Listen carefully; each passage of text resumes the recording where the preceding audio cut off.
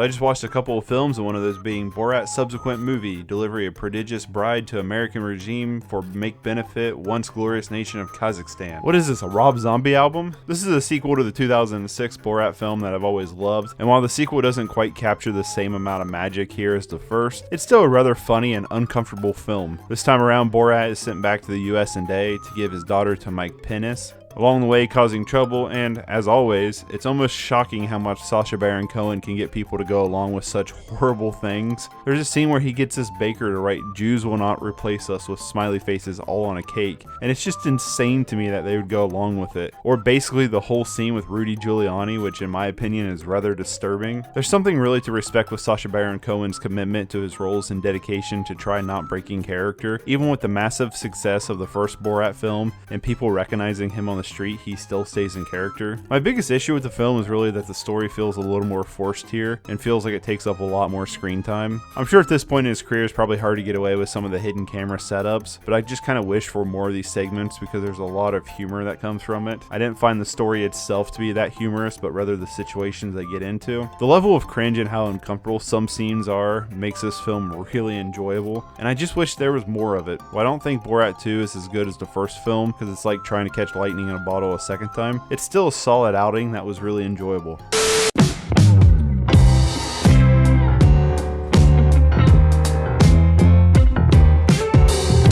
The Tax Collector is the newest David Ayer film, the director of, in my opinion, a masterpiece, Fury, who has had a bit of a fall in grace with the Tax Collector being almost like rock bottom. The film is basically about two guys, one played by Shia LaBeouf and the other played by Bobby Soto, who collect money for a cartel when a new boss moves in, and then they need to decide who they're going to work for, and things get bloody. Honestly, the best thing I can say about this film is almost all on Shia. Once again, he's great here, and honestly feels like the only character that the director really put any effort into. Bobby Soto gives a terrible performance here. It's like soap opera level bad. It's a let me read lines from a page kind of performance. He bears no emotional presence in his character even when there's a lot of bad stuff happening. I do kind of like this film for how violent it gets. It doesn't really hold back. There's some really brutal scenes, but for the most part it feels like it's trying to be dark for dark's sake, and it comes off as edgy and cheesy at some points. There's some decent like gore effects and some decent makeup here, but for the most part some of this film just looks bad. The muzzle flashes look incredibly fake and cheap,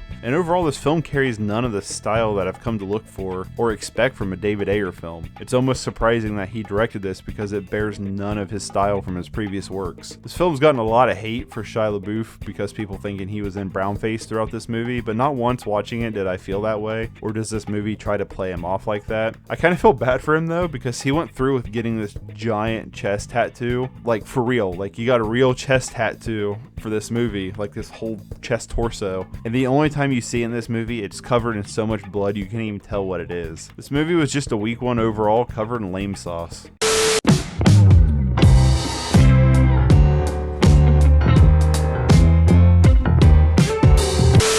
The Pale Door has a good idea where a bunch of train robbers get led into a town full of witches, but it's just kind of a bowl of blandos. Honestly, it's one of those films that I hate talking about because there's not much to talk about it. It did some good things like the witches' designs and some of the special effects are really solid, but it did some bad things. It doesn't really develop its characters, so whether these moments of threat or emotional connection to another character, it feels really forced. Like, what are you even doing, movie? They literally only said 5 words to each other, and then there's this emotional scene where I'm supposed to believe they're like ride or die brothers. Even when it comes to like a technical aspect, like the cinematography, score, or editing, it's nothing special. There's never a moment where it was like noticeably bad, but there's also never like a noticeably good moment either. It was just serviceable. There are some solid performances here. I personally thought Bill Stage and Pat Healy were great. They were definitely the standouts, but the lead witch played by Mello or Waters or the lead Devin Druid was just rather weak. I was kind of hoping more for this one because I really like the concept and some of the cover artwork, but it's not a bad film, but it's not a great film either. It's just pretty okay.